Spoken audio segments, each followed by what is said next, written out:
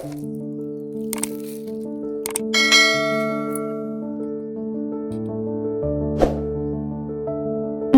সবাইকে, আবারও একটি মালা ডেইলি ব্লগে আপনাদের স্বাগত জানাই।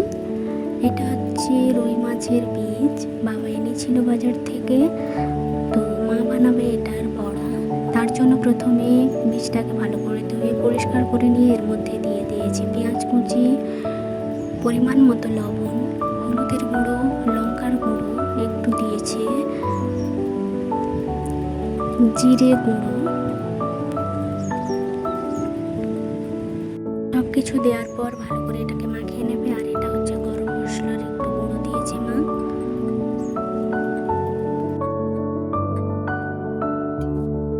পর কড়াইতে পড়ে গেল তেল।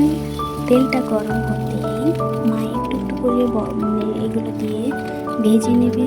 তো দেখতে থাকুন পুরো ভিডিওটা।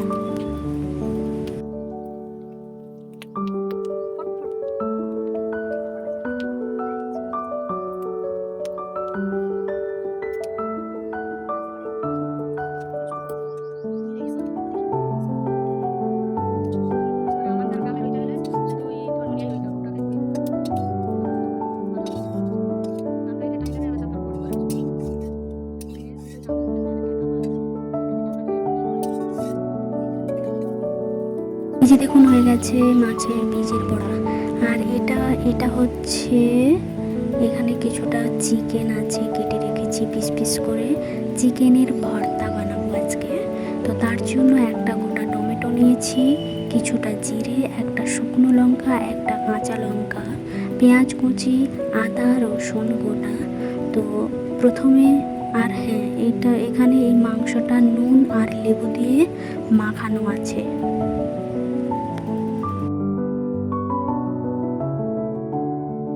কে বড়া ভাজছিল তার জন্য লোহার তাওয়ায় আমি বসিয়ে দিয়েছি। প্রথমে তেল দিয়ে সব কিছু একে একে দিয়ে দেব।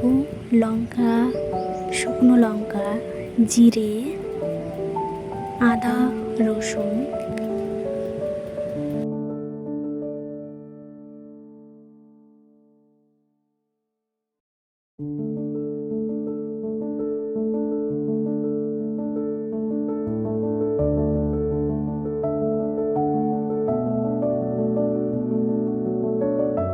তারপর এতে দিয়ে দেব সেই চিকেনের কেটে রাখা পিসগুলো।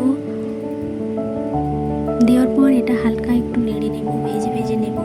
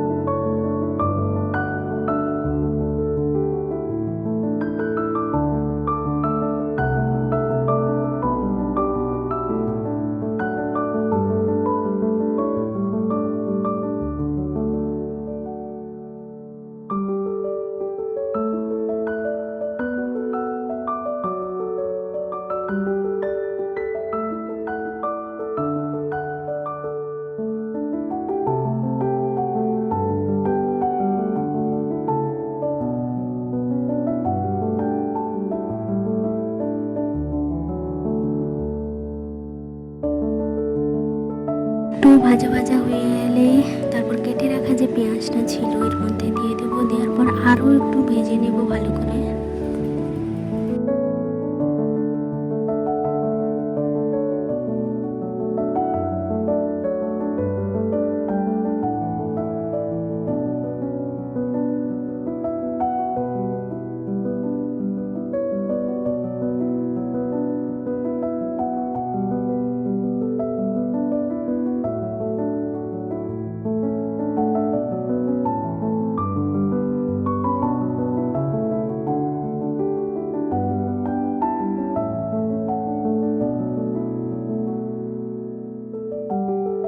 মধ্যে দিয়ে দেবো হলুদের গুঁড়ো,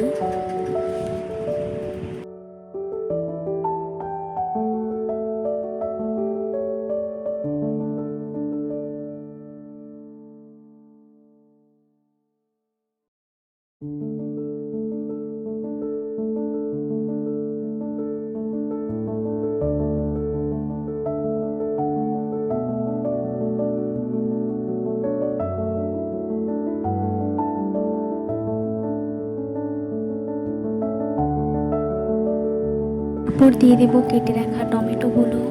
সব কিছু দেওয়ার পর আবারও একটু ভালো করে এটাকে ভেজে ভেজে নেব। আর এতে পরিমাণ মতো লবণও একটু দিয়ে দেবেন দেখে, কারণ যেহেতু মাংসে একটু লবণ মাখানো ছিল প্রথমে।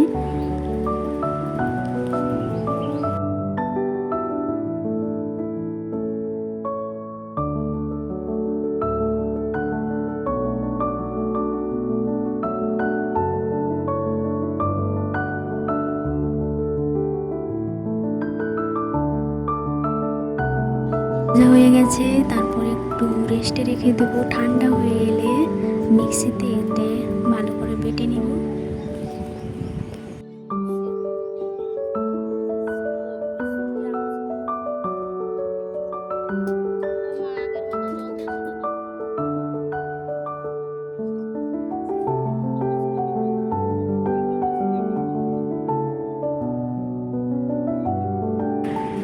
এই যে দেখুন হয়ে গেছে বাটা। তো তারপরে যেটা করব সেটা হচ্ছে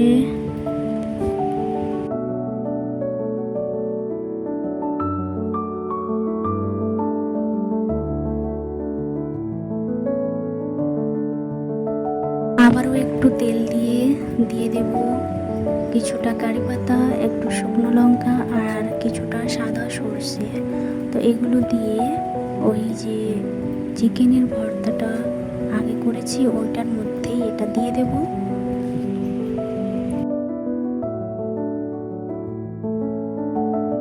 সবশেষে একটু লেবু দিয়ে দেবেন, কারণ গন্ধটাও লাগবে আর খেতেও একটু টকটক লাগবে, ভালোই লাগবে। তো এই ছিল আজ পর্যন্ত দুটো রান্না, মাছের বড়া আর চিকেনের ভর্তা। তো আজ এই পর্যন্ত, দেখাবে পরবর্তী একটি ব্লগে। ভালো থাকবেন সবাই আর থ্যাংক ইউ সবাইকে।